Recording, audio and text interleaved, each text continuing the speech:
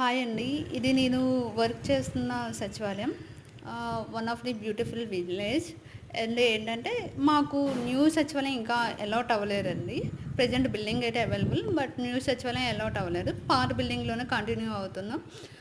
ఇప్పుడు నేను చేస్తున్న సచివాలయంకైతే హెల్త్ వెల్‌నెస్ సెంటర్ ఆల్రెడీ మాకు పాతది ఉంది.